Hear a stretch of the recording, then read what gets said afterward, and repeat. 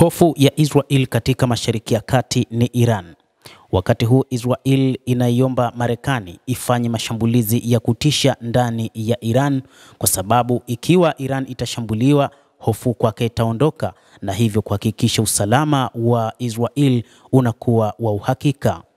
Mpango wa nyuklia wa Iran unaweza kuhitaji kupigwa katika duru nyingi za mashambulizi ya anga ili hatimaye kumaliza tishio la nyuklia la nchi hiyo.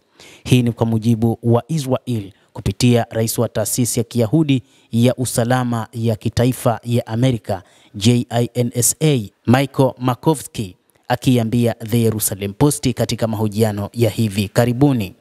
Hata hivyo, huku muda wa mwisho utawala wa Trump kwa Jamhuri ya Kiislamu ya Iran kukubaliana katika mkataba mpya wa nyuklia ukifika mwezi mmoja hadi miwili, moja kati ya pingamizi kwa Israel au Marekani kushambulia mpango wa nyuklia ni wazo kwamba wa Iran wanaweza kujenga upya.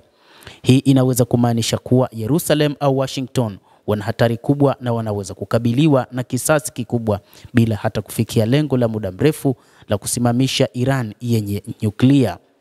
Iran mara kadhaa imedai kwamba haina silaha yoyote ya nyuklia, lakini Israel haiamini katika hilo. Israel inaamini kwamba Iran ina silaha za kinyuklia na kwamba ili iweze kuthibitika wanazo ama hawana, kwanza ni kuharibu mifumo yao yote ya nyuklia ambayo wanadai kwamba ni kwa ajili ya masuala ya kijamii tu na wala si kwa ajili ya utengenezaji wa silaha. Hata hivyo, waliwahi kudai kwamba Iran ilirutubisha 60% ya uranium ambayo huenda ikatengeneza karibia mabomu 4 hadi 6, na hivyo wasiwasi wa nchi za magharibi pamoja na Israel ni kwamba Iran ina uwezo wa kutengeneza makombora hayo na huenda ikawa imeyaficha kwa siri, licha ya IAEA kutembelea mara kadhaa nchini Iran bila kugundua kama wana silaha hizo za kinyuklia. Hata hivyo, Israel inadaiwa pia inamiliki silaha za kinyuklia, lakini haipendi hata kidogo kuona Iran inamiliki silaha hizo za kinyuklia. Hata hivyo, Israel inadai kwamba Marekani inapaswa kuipiga kwa kiasi kikubwa Iran na isiwe kwa bahati mbaya huenda wakalazimika ikiwa wataendelea kujaribu kujenga upya mpango wa nyuklia.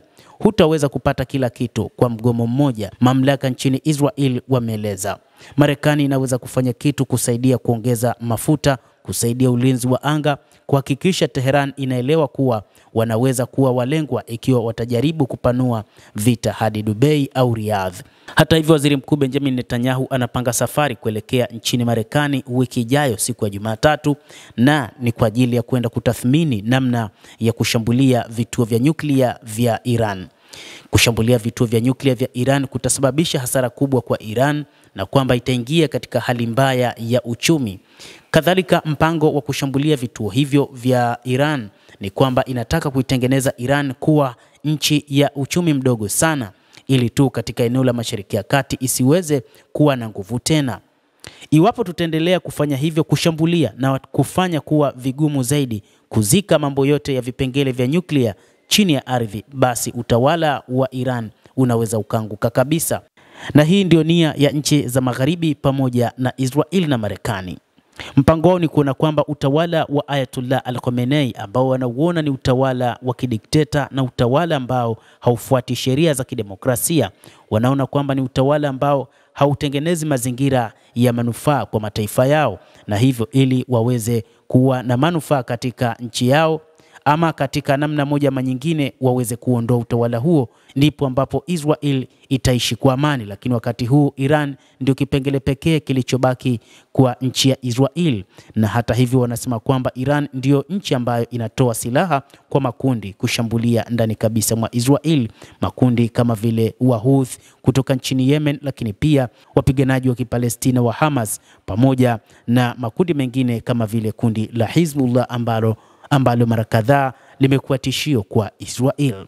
Mtazamaji, endelea kutufuatilia na usisahau kulike, kucomment na kusubscribe channel hii. Mimi ni Adam Hussein, endelea kuwa nasi wakati wote.